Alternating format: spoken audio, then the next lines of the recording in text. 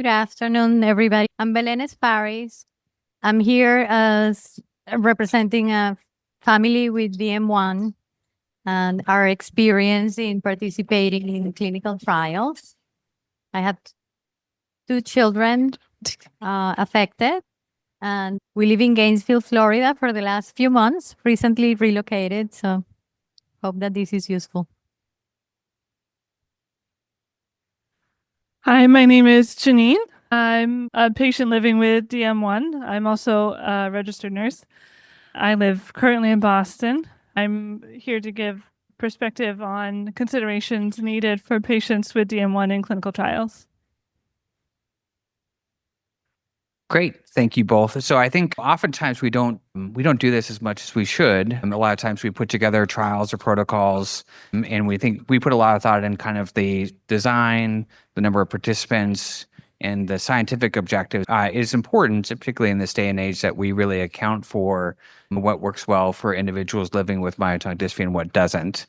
So maybe just we can start with a very broad question, which is, when you're thinking about the various studies that you participate in or that you would consider participating in, if you had to say, what is the most important thing that individuals living with myotonic dystrophy are thinking about when they're thinking about participating in a research study?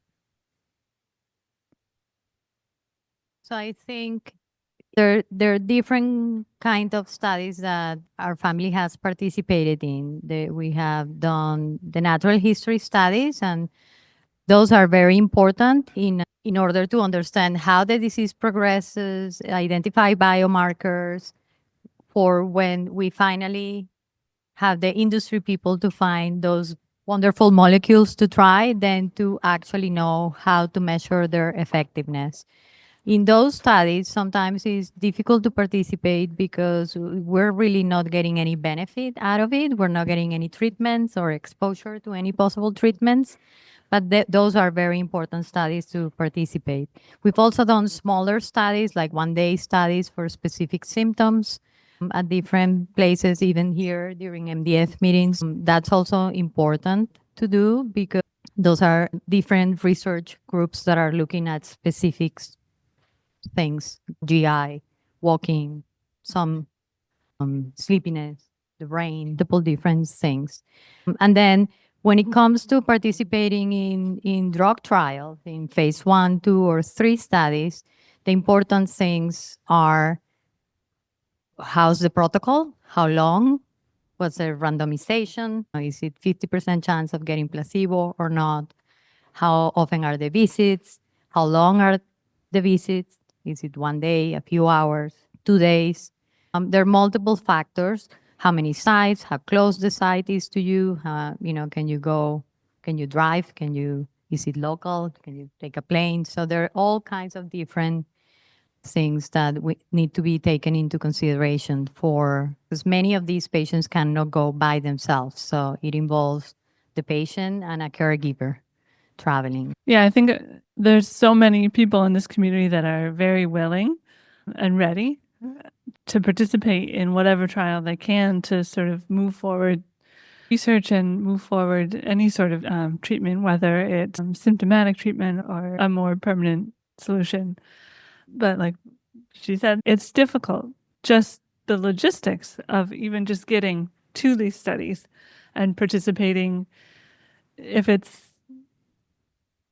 Sure, you can start with, if it's a drug trial, you start with the drug administration if it's an IV. But then what are the assessments like? How many things are you assessing? How long does that take? Is it a full day? Because a lot of times that's really difficult. Fatigue is a major factor for so many of the community members with this disease. They might not be able to do everything that you want them to be able to do. Tailoring those assessments to what do you really need? What data points are you really looking to target? And how can you reduce the amount of stress or time that you need those patients on site for? For our clinical investigators, two-part question here for you. I'm thinking about all the studies you participated in. What is the one thing that you thought, when this happens in the study, this makes my life so much easier? So what's the one thing that you would tell all of us to keep in every study if we could, or to make it easier for you? And then what's the one thing that you wish that we would stop doing? So what makes it easy is to have home visits for many of the of the evaluations, especially when those evaluations are very short on site.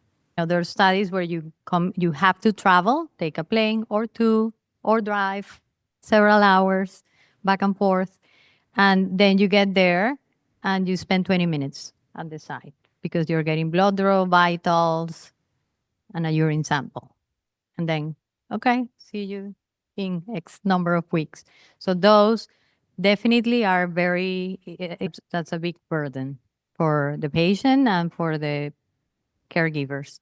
So I think that I would pick that as my easiest to keep. Yes, and to try to add more of those as possible. It would be ideal that everyone had a site right there. So the traveling in general gets complicated, and it can get complicated by storms or there's no water in the city. I can come up with a list of things that you go all the way to the site and then they said, oh, we cannot do this today. Or you're trying to get there and 6 flights actually get canceled and rescheduled. I guess that all of us, it would be so much easier having the site right there in your city around the corner. In terms of ease of study, I don't have a ton to add. I guess if you have a longer day, building in breaks and have a space where the patients can take a minute, breathe, relax, like a comfortable. These environments tend to be very sterile, very clinical, which is necessary, but having a space where your patient, your study members can just be and relax a little bit in between whatever you're having them do, it's a big deal. And then I guess it's something to get rid of. And it's a tough thing because they're taking into consideration the things that you need for a study. I think all the companies that I've worked with do work really hard to cut out the chaff. That means we're on the right track. Everything in there is important. So I think sticking with this topic, because right now a lot of trials or studies are in adults. So just to highlight this point, so to what extent has participating in clinical research affected your ability to work, and what's the impact on the rest of your life to come spend a day with one of us? It's pretty significant. I have a full-time job. I have an almost 5-year-old son. So there's a lot of considerations that need to come into play for me to be able to go. Because even if it's a short visit, even if it's local, it's your whole day. And so having support it's difficult if you don't have external supports. So finding someone to make sure that my son is taken care of, making sure that I can get the time off work that I need. Those are all difficult to manage. So having as much advance notice as possible, having a set schedule where I can go and say, I need, even months ahead, say, these are the days that I need, because you have to plan your whole life around it. Yes, on that same note, I also have a full-time job and a clinic of patients that cannot be really easily rescheduled. My husband works full-time. He's a little more flexible because he's self-employed. But on the patient side, our daughter, when we did these studies and she was in school, we tried to plan, like for the natural history study, we tried to plan the visits when she was off school. And then she's participated in drug trials where I either had to come up with an arrangement at the hospital and say, okay, I'm not going to be here on Thursdays every so often, so I'm going to work Sundays from home. And my specialty allows to do some of that. And the hospital was kind enough to do that. but it's not easy. Definitely not easy to do, and not everyone has that flexibility. She's in college now, so we have her take class only a couple of classes and only a few days a week. So we leave the other days that are trial days every so many weeks open, so we don't have to have her scrambling with having to check with the teacher and if there's a test or if there's something that she has to submit. So it takes a lot of logistics, and these need to be planned with enough time ahead that we can manage it. Good insight. We in the professional track here have been hearing the last couple days about all the exciting therapeutic options that are coming our way. And thinking about it from this side, is it overwhelming for the community members? How are people, what's your experience interacting with people and trying to help decide between all these different trial options and the multitude of potential options? Yeah. It is quite overwhelming, I think. Not everyone really understands the difference between the molecules or what it means, but if it's gene therapy or not gene therapy, or what is it that it means, that means the different trial designs, how often are the visits, how many muscle biopsies. Let's talk about the the big elephant in the room. How often, how long are the visits? So, yes, it's not easy for the community to handle all that information. A lot of people can be concerned about participating in phase 1, 2 because of there's no safety established yet. I've gotten that from my own patient. I'm going to wait until the phase 3 study opens. So it's it's difficult for patients even after the very nice presentations from the pharma companies to say, oh, if I could choose, I would go with this one versus that one. What's the advantage? I don't think that message is getting out very clear. Yeah, I think along with that, sort of packaging these amazing opportunities into more easily digestible messages. This company's doing this trial, and this is when it starts, and this is what phase it is, and this is what that means. Because there are so many really exciting things coming that I think it can be hard to really, it can be, speaking as a DM1 patient myself, if you get presented with so many opportunities, you get so overwhelmed that you get decision paralysis. It's just, I'm not going to do any of them because I can't even, it's too much right now. So really condensing those down into small pieces of information, like the most essential parts. This is what it is. This is when it's happening. And that can be difficult as a researcher because you want but just to get a patient in the door to see, are they do they want to do the study? Are they going to be able to do the study? Then you can go into further detail, but just to get the people in the door, giving them the smallest amount of information possible to get interest, I think is important because it can be too much. On the clinical investigator side too, I think there's so many options now. It's which is great for the field. We've got to work through how to frame the conversation, I think. So thinking about that, this is your opportunity. You have a number of clinical investigators in the room. What would be the message that you would have for them as an individual living with myotonic dystrophy? What do you want them to do more of? Anything they can do better? Open question. That's a very, very broad question. I'm going to go from the clinical investigators, and the next question is the sponsor, so we can flip it around. So if you have a lot of sponsors in the room, so if you want to, this is your time to say, what is it that you're looking for from them as a community member? I guess really connecting with the patients, making sure that the information that you want about your study is really actually getting distributed in the community.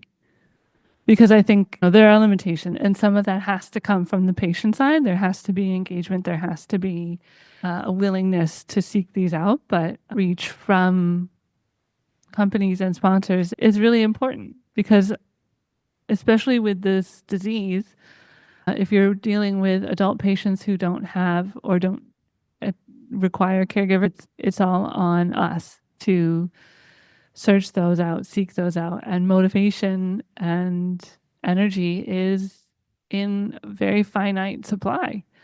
And so having that information easily accessible is really pretty paramount. Can feel your pain now.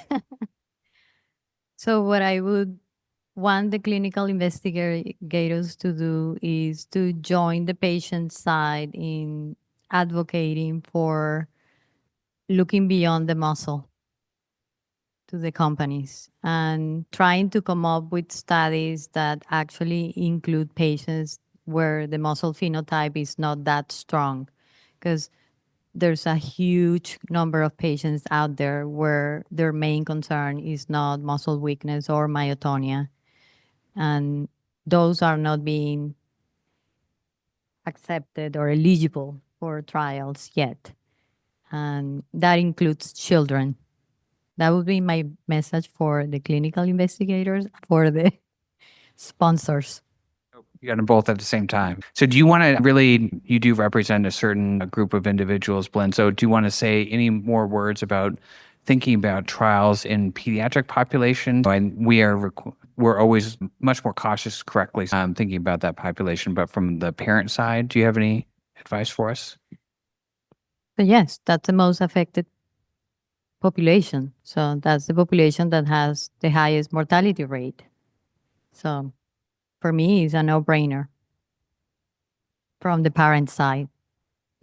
And we need to treat all the symptoms again, because for that patient population, we need the drug to get into the brain and be able to see what happens. We don't know. It may work, maybe worse. We don't know, but I like to get there. One more question, then I'm going to turn it over open it up to the floor. But if we were kind of to imagine a world where one of these drugs gets approved and we're able to prescribe it in clinic, what is your perception amongst community members? Are people going to be calling our clinics on day one? Are people aware that this is happening? What do you think it's going to look like when we have approved drugs as part of your clinical care? Yes, please. I think there's going to be a lot of excitement. I know that MDF does a phenomenal job of getting information out there to patients. I think people will be chomping at the bit to get their hands on anything that helps. The symptom management drugs that we have now, they work for some people, they don't work for others. So if there was something approved that said, yes, we're seeing measurable effects across this, whatever it is, I think there's a lot of hope right now. But I think if there was approved drugs for myotonic dystrophy, I think there would just be joy. So I agree. I think that at that point we would need to do some marketing, more marketing, and maybe go beyond the MDF community and educate the whole neuromuscular community, and then even beyond that, because that would be. You don't think people know? I think the people that are connected with the foundation and knows, but I don't know that we're able to reach out to 100% of the patient population. I'm pretty sure we don't. And it's not only on the patient side, there's also a big gap in knowledge and updates on the clinician side. So I like how you pointed at me when you said gap of knowledge. Go ahead. Yes. So I think we should start working now on increasing knowledge in especially providers, physicians, med students, in even recognizing the disease. Because as we know, we think that there's so many more people that have this disease that have no idea. And the amount of clinicians, doctors, nurses that I have talked to don't know that this disease exists, and if they don't really understand how it works or what it affects. So I think trying to get the word out there about what this disease is, how it affects people, is going to be your most valuable asset in terms of getting your drug out there and getting it circulated.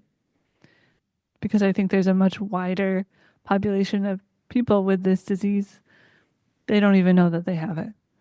And so I think pushing for not just marketing, but education is going to be a huge hurdle. Could I add newborn screening? You have two clinical trial experts up here, so I think we can open it up to the floor if anybody else in the room has questions for them or things that you've wanted to know and been afraid to ask. Darren does. So just considering some of the ideas that you guys have raised as things that your advantages and potentially disadvantages to different trials. So you're thinking about that very much in the context of the traditional placebo-controlled trial, where each company decides its own protocol, and each company says we have to have 50% on placebo and 50% on drug or some number like that. So that's this, and so there are other ways to do a trial. So Nick and others have suggested the idea that it's worked in other diseases, something called a basket trial, where there is one protocol. So there is no, you don't get to choose which protocol because there is only one protocol. And then multiple drugs in parallel. So they have one placebo group for a whole range of different drugs. So that's the advantage, obviously, is you're much more likely to be on the drug than placebo group, but you have no choice over which drug you might get, or less choice over which drug you might get, and less choice because there is only one protocol. So I was just wondering again if you have any insights into how you feel the patient community might balance those competing pros and cons. I'm so biased. I want my bias is I would like to have a drug that goes into the brain. That's my main bias. Have my daughter participated in trials where the drug doesn't go into the brain? The answer is yes. But that's because she's still not eligible for one that goes into the brain. How would the community feel about that? I think that, that reduction in the risk of getting placebo can be very attractive, and it may work for a lot of people. It sounds very exciting the way you describe it. I think there would need to be a lot of education for patients and on how this actually works, if I'm understanding you correctly, because you don't know what you're getting, right? It could be nothing, it could be something, but you don't even know what the potential is for that something, right? As the patient.